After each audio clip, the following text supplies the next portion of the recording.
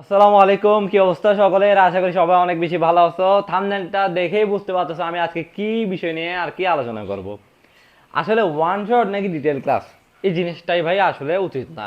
ঠিক আছে, কারণ ভাই দুইটা দুই জিনিস, দুইটা দুই নৌকা। ঠিক আছে, দুইটা দুই নৌকা বা দুইটা দুই নৌকা বা দুইটা হচ্ছে যে কি, নদীর এক পার, নদীর ওইটা আরেক পার। ঠিক আছে, মানে আরেক পারের জিনিস।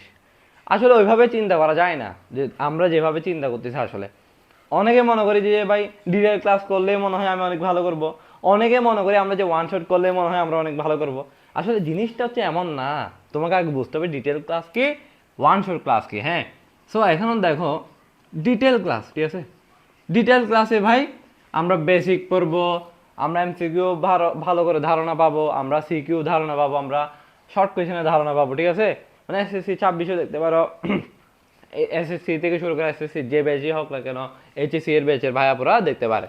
ঠিক আছে, যেহেতু আমি এইচএসসি পার করে আসছি আমি বলতে পারবো। ঠিক আছে, ওয়ান শট কি আর ডিটেল ক্লাস কি, কেন করা উচিত না কেন করা উচিত, আমি তো এটুকু বলতে পারবো। ঠিক আছে, সো ডিটেল ক্লাস আসলে কি, এটা আমরা সবাই বুঝি। ডিটেল ক্লাস মানে কি আসলে ভাই, অনেক বেসিক থাকে, অনেক ম্যাথ থাকে, অনেক সিকিউ থাকে, অনেক পড়া থাকে। ঠিক আছে, আর ওয়ান শট কি থাকে, ওয়ান শট হচ্ছে এমন কিছু যেটা ভাই ফিল্টার করে, ফিল্টার করে পড়াকে, ফিল্টার করে। ঠিক আছে, জাস্ট গুরুত্বপূর্ণ জিনিসগুলো পড়বো আমরা, ইম্পর্টেন্ট জিনিসগুলো পড়বো। বা এক শর্টে আমরা একটা চ্যাপ্টার শেষ করব, বা একটা সাবজেক্ট শেষ করতে পারি, আমার ফিজিক্স শেষ করবো, আমার ম্যাথ শেষ করবো। ঠিক আছে, এখন বাংলাদেশে দেখবা ওয়ান শট মানে কি বোঝায়, এক এক ঘন্টার একটা ক্লাস, 1.5 ঘন্টার একটা ক্লাস, এই 1-1.5 ঘন্টার মধ্যে একটা চ্যাপ্টার শেষ করে দিচ্ছে। কি পড়াচ্ছে, যেগুলো 5 বার আসছে, যেগুলো 4 বার আসছে, যেগুলো 3 বার আসছে। ঠিক আছে, যেগুলো 2 বার আসছে ওগুলো পড়াচ্ছে না তেমন একটা। ও দেখতেছে যে ওইখানে গুরুত্বপূর্ণ জিনিসগুলো পড়াই দিলে হইলো, একটা ওয়ান শট কোনো মতে বানাই দিলে হইলো। ঠিক আছে, কিন্তু বিটিতে আস্তে আস্তে প্রচলন আসতেছে বাকি কান্ট্রিগুলো থেকে দেখে দেখে। ইন্ডিয়া থেকে দেখতে পারো ভাই, ইন্ডিয়া অনেক সেই ক্লাস বানায়, ওদের একটা ওয়ান শট অনেক ইফোর্ট দিয়ে বানায়। ঠিক আছে, বিটিতে আস্তে আস্তে আশা করি এগুলো ঠিক হবে, মানে স্ক্যাম যেন না হয় যে 5টা সিকিউ করবো, 5টা সিকিউ থেকে কমন চলে আসবে। ভাই আমি কমন করার জন্যই আসলে পড়তেছি না, কমন অবশ্যই দরকার। ঠিক আছে, আমার ইম্পর্টেন্ট জিনিসগুলো জানা দরকার, তাই বলে যে ওইখান থেকে আসতে হবে এমন না। আমার আলাদা প্র্যাকটিস লাগবে, ওয়ান শটের বাইরে আমার অনেক প্র্যাকটিস লাগবে, ওয়ান শট জাস্ট একটা রিভিশনের জন্য। ঠিক আছে, আর আরেকটা জিনিস, পড়াশোনার মেন জিনিস কি জানো, নিজে সেলফ স্টাডি করা। তুমি আলটিমেটলি সেলফ স্টাডি না করলে, ঠিক আছে, অনেক খারাপ করবা, অনেক খারাপ করবা। সো দিন শেষে সবার সেলফ স্টাডি করতে হয়। তুমি যত অনলাইন ক্লাস করো না কেন, তুমি যত বইটা স্যারের কাছে পড়ো না কেন, তুমি যত ভালো ভালো স্যারদের কাছে পড়ো না কেন, দিন শেষে তুমি যদি সেলফ স্টাডি না করো, তুমি সব জায়গায় পিছবা হবা, সব জায়গায় আস্তে আস্তে মারা খাইতে থাকবা। সো ডিটেল ক্লাস আর ওয়ান শটের মধ্যে পার্থক্য বোঝা গেছে। ওয়ান শট হচ্ছে ফিল্টার করা জিনিসগুলা, ফিল্টার করা জিনিসগুলো বুঝছো, তাহলে অনেক কিছু বাদ পড়ে গেছে। এখন যেগুলো বাদ পড়ে গেছে ওই টপিক দিয়ে যদি আসে, তখন কি করবা, তখন কি করবা? তাই তোমার একটা জিনিস মাথায় রাখতে হবে ভাই, আমার স্যারদের উপর দোষ দিয়ে লাভ নেই। তো স্যার ভাই এমনভাবে পড়াচ্ছে যাতে করে সে পরে মোটামুটি A+ পাইতে পারে, সে মোটামুটি পাস করতে পারে। ঠিক আছে, ওয়ান শট সেই জনের জন্য না যে 95 টার্গেট করছে, যে 100 টার্গেট করতেছে, সে কখনো ওয়ান শট দেখেও না, সে ক্লাস করে না। আসলে ক্লাস অবশ্যই করা উচিত, আমি বলতেছি না ক্লাস না করতে, আমি আমি নিজেও ক্লাস বানাবো, আমি নিজেও ওয়ান শট বানাবো।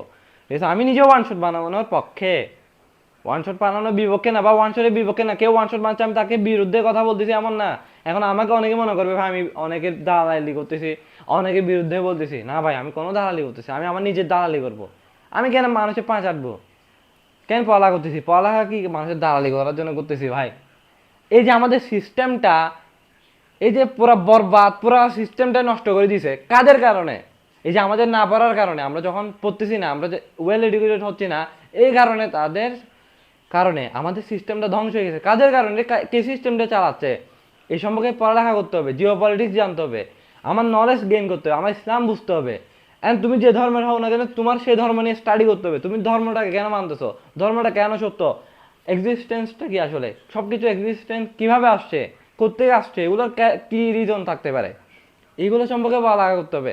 পড়ালেখা ভাই শুধু পড়ালেখা করলাম, এইচএসসি পাস করলাম, ডাক্তারি বললাম, ইঞ্জিনিয়ারিং বললাম, দিন শেষে বুঝলামই না আল্লাহকে, তাহলে হবে না।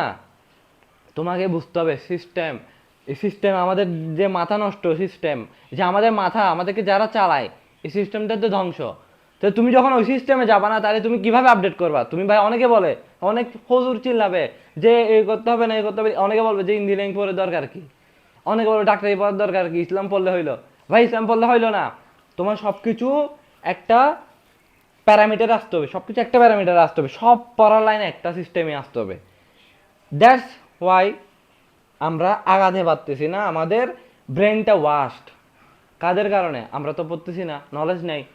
সেই কারণে আমি বলবো ভাই, সিস্টেমটাকে বুঝতে হবে, সিস্টেমটার গোড়ায় হাত দিতে হবে, সিস্টেমটাকে আপডেট করতে হবে আমাদের নিজেরই, দেন আমরা কিছু করতে পারবো, আমরা পরিবর্তন আনতে পারবো। এখন ডিটেল ক্লাস ওয়ান শটের মধ্যে আমি কখনো কি প্যারামিটার দিয়ে আলাদা করতে চাচ্ছি না, কারণ ডিটেল ক্লাসের জায়গায়, ওয়ান শট ক্লাসের জায়গায়।